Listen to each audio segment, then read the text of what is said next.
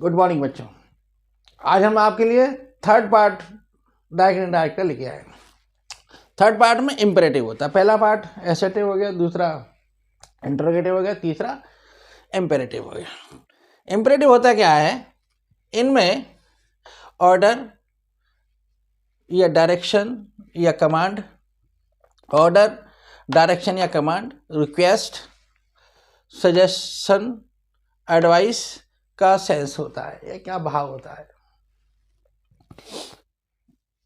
और इनमें आरबी को सेंस के अनुसार order, command, suggest, request, warn etcetera में चेंज कर देते हैं। मतलब आरबी सेट टू को, या ठीक है, सेट टू को सेंस के अनुसार order, command, suggest, request, warn etcetera में चेंज कर देते हैं। अगला पॉइंट है कंजक्शन। जैसे हम पहले दैट लगाते थे इंटरोगेटिव में, फिर हमने वेयर लगाया या इफ लगाया या वॉट लगाया, जो भी क्वेश्चन वर्ड था वो भी लगाया, और इफ या वेदर का प्रयोग किया था। वहाँ अब कंजक्शन यहाँ पर टू लगाएंगे। क्या लगाएंगे? टू लगाते हैं, कॉमा, इन्वर्टेड कॉमा की जगह। क्लियर बच्चों? यदि वाक्य में प्लीज या काइंडली जैसे शब्द हो तो इनडायरेक्ट स्पीच में इनको हटा देते हैं। क्लियर? जैसे कि she said to Ram, comma, inverted comma, please bring my book. उसने राम से कहा कृपया मेरी किताब लाइए, तो कृपया मेरी किताब लाइए रिक्वेस्ट है, तो she requested Ram, comma, inverted comma two, इसको हटा दिया, यहाँ से पूरा एजेक्ट लिख दिया, ब्रिंग हर बुक। क्लियर? अगला है जैसे कि he said to me have a glass of milk. क्या मुझे एक गिलास पानी मिलेगा? नहीं, मुझे एक गिलास पानी मिलेगा। तो ही आस्क्ड मी, पूछा उसने मुझसे, to have a glass of milk. Conjunction को हटा के टू लगा दिया। अगला है Ram said to Sita take medicine regularly. तो यहाँ एडवाइस आ गई, क्या आ गई? सलाह देना आ गया। तो Ram advised Sita to take medicine regularly. Clear? अगला आता है, पहले हमने रूल्स की जगह रूल्स पढ़ लेना चाहिए। इम्परेटिव वाक्यों में डू नॉट या डोंट की जगह हम नॉट टू कर देते हैं। डू नॉट या इम्परेटिव इस वाक्य में, अब कभी कभी बच्चे इसको इंटरोगेटिव समझ बैठते हैं। इंटरोगेटिव में अंतर यहाँ आएगा, यहाँ क्वेश्चन मार्क होगा, इम्परेटिव में क्वेश्चन मार्क नहीं होगा। ठीक है, ये भेद रखना। हमने नियम बताया था, अगर इम्परेटिव में डू नॉट या डोंट की जगह आता है, अगर डू नॉट या डोंट आता है तो इनकी जगह हम क्या करते हैं? नॉट टू लगाते हैं। क्या लगाते हैं? नॉट टू करते हैं। जैसे कि Hari said to him don't pluck flowers, तो हरी डोंट आ गया। ऑर्डर्ड, क्या दिया? ऑर्डर दिया हरी ने, क्या किया? आदेश किया, फूल मत तोड़िए। तो Hari ordered him not to pluck flowers, not to कर देते, हो गया नॉट टू। यदि आरबी में फॉरवर्ड लगाते हैं, फॉरवर्ड का मतलब मना करना होता है। क्या होता है? फॉरवर्ड का मतलब मना करना। तो नॉट टू की जगह हम केवल टू लगाएंगे। क्या लगाएंगे? केवल टू लगाएंगे, या टू लगाते हैं। जैसे कि इसी उदाहरण को देखिए, Hari said to him don't pluck flowers. एक तो हमने बनाया Hari ordered him not to pluck flowers, दूसरा हमने फॉरवर्ड लगा के बनाया था हरी ने मना कर दिया हिम उससे टू प्लग फ्लावर्स, फूल तोड़ने के लिए। क्लियर बच्चों? आगे देखिए, he said to Sarla lend me your book. तो उसने सल्ला से क्या, अपनी बुक मुझे दीजिए। तो या तो पूछेगा या रिक्वेस्ट करेगा। अगर रिक्वेस्ट समझ में नहीं आए कि रिक्वेस्ट है क्या क्या है, तो वहाँ हम आस्क्ड भी लगा सकते हैं। क्या लगा सकते हैं?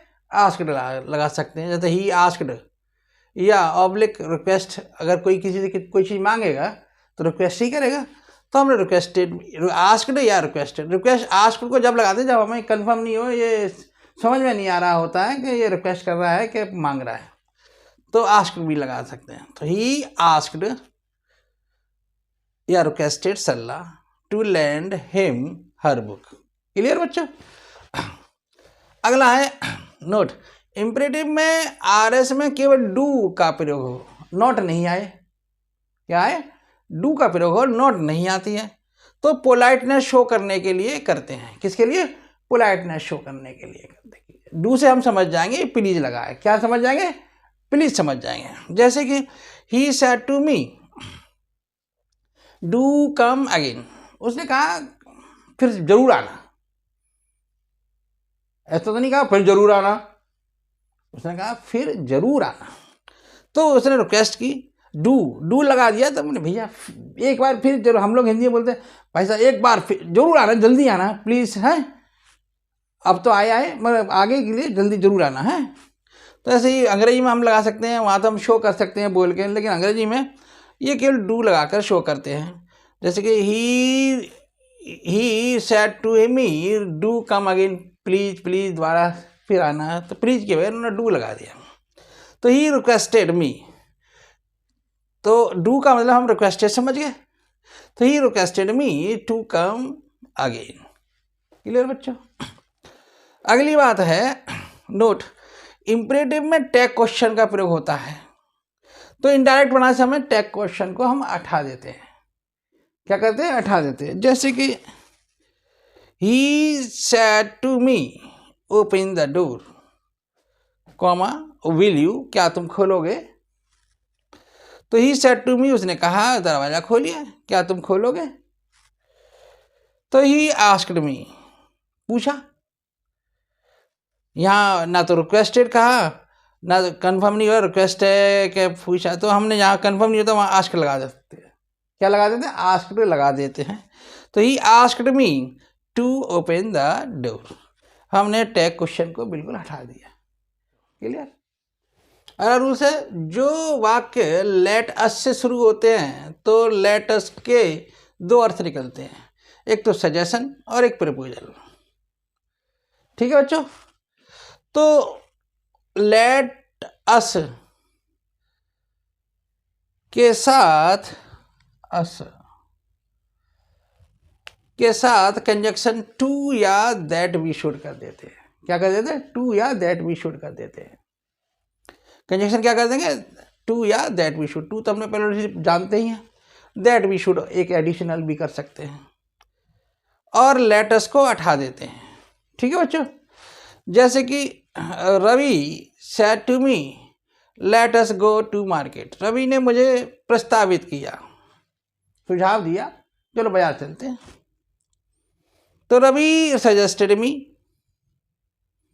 हमने टू की जगह हमने दैट वी शुड कर दिया और लेटस को हटा दिया। अब लेटस हट गया तो यहाँ तक हट गया, गो टू मार्केट। क्लियर बच्चों? अगला, रवि सजेस्टेड मी, यहाँ टू लगा दिया, यहाँ पर भी लेटस को हटा दिया, गो टू मार्केट। समझ में आया? अगला है he said to me let us buy this toy, यहाँ उसने कहा चलो खिलौना खरीदते हैं, तो ये प्रपोज हो गया। क्या हो गया? प्रपोज किया उसने, चलो प्रपोज, प्रस्ताव दिया, प्रस्ताव रखा कि खिलौना खरीदते हैं, खरीदेंगे नहीं खरीदेंगे वो बात की बात है। जैसे he said to me let us buy this toy, चलो इस खिलौने को खरीदते हैं, प्रस्ताव किया उसने, सुझाव नहीं दिया, प्रस्ताव किया। तो he proposed me to buy this toy, buy लगा सकते हैं, दिस टॉय, दिस को दिस इसलिए रहने दिया क्योंकि दोनों लोग वहीं मौजूद हैं जिस स्थान की, जिस चीज के बारे में बात कर रहे हैं, या टू के स्थान पर that we should buy this toy. उसमें क्या होता है, जो वाक्य लेट से शुरू होते हैं तो लेट का अर्थ विश से होता है, तो आरबी में विश्ड या विश। और कंजक्शन में दैट प्लस सब्जेक्ट, ये इसको सब्जेक्ट बना देंगे, ऑब्जेक्ट को सब्जेक्ट प्लस शुड आ जाएगा, प्लस बचा हुआ वाक्य, ये बचा हुआ वाक्य ये आ जाएगा। जैसे कि the student said let me take food, student ने कहा कि मुझे खाना लेने दो, तो इच्छा व्यक्त की। द स्टूडेंट विज्ड दैट, इसको हमने सब्जेक्ट बनाया इसके अनुसार, तो ही और सी दोनों हो सकते, लड़का लड़की दोनों हो सकते। शुड आ गया, बचा हुआ वाक्य टेक फूड। क्लियर। अगला देखिए, she said let him be my friend, उसको मेरा दोस्त बनने दो, तो शी विज्ड दैट, ही सब्जेक्ट हो गया। शुड बचा हुआ वाक्य बी, माई को लड़की के अनुसार हर कर दिया, हर फ्रेंड। हाँ बच्चों समझ में आया। अगला रूल्स है, जब लेट का प्रयोग ऑर्डर या रिक्वेस्ट के सेंस में होता है तो कंजंक्शन में ना कॉमा इन्वर्टेड कॉमा को हटाकर बाकी को जोड़ने वाला शब्द, पर एसर्टिव में एस दैट लगा देते, फिर इंटरोगेटिव में इफ या वेदर आया, या इंटरोगेटिव वर्ड आया, इंपरेटिव में टू भी लगाया, या दैट दे शुड भी लगाया आगे। उसके बाद ऐसे ये कोई कंजंक्शन चल रहा है तो कंजंक्शन का प्रयोग टू अलाउ करते हैं कॉमा इन्वर्टेड कॉमा की जगह हटाकर। ठीक है।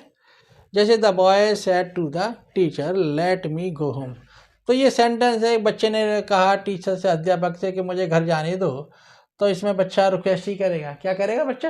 रिक्वेस्ट करेगा। तो द बॉय रिक्वेस्टेड, क्लियर हो गया। रिपोर्टिंग वर्ब में सेड टू को रिक्वेस्टेड कर दिया। भाव लेट में अगर ऑर्डर रिक्वेस्ट का, तो एक रिक्वेस्ट का भाव आ गया इसमें, तो रिक्वेस्टेड द टीचर। क्लियर बच्चों। अब टू अलाउ इन्वर्टेड कॉमा की जगह टू अलाउ लगा दिया। हिम टू गो होम, वाक्य को ऐसे कैसे लिख देते हैं, यहाँ ऑब्जेक्ट को इसके अनुसार सब्जेक्ट में चेंज के बॉय है तो हिम कर देंगे ऑब्जेक्ट माई मी की जगह। क्लियर। अगला है, the principal said to the peon let the students come in, प्रधानाचार्य ने कहा कि पियोन से कि बच्चों को अंदर आने दो, तो द प्रिंसिपल ऑर्डर, तो इसमें क्या प्रधानाचार्य पियोन को ऑर्डर ही देगा, तो यहाँ ऑर्डर का भाव आ गया। The principal ordered the peon, conjunction to allow आ गया।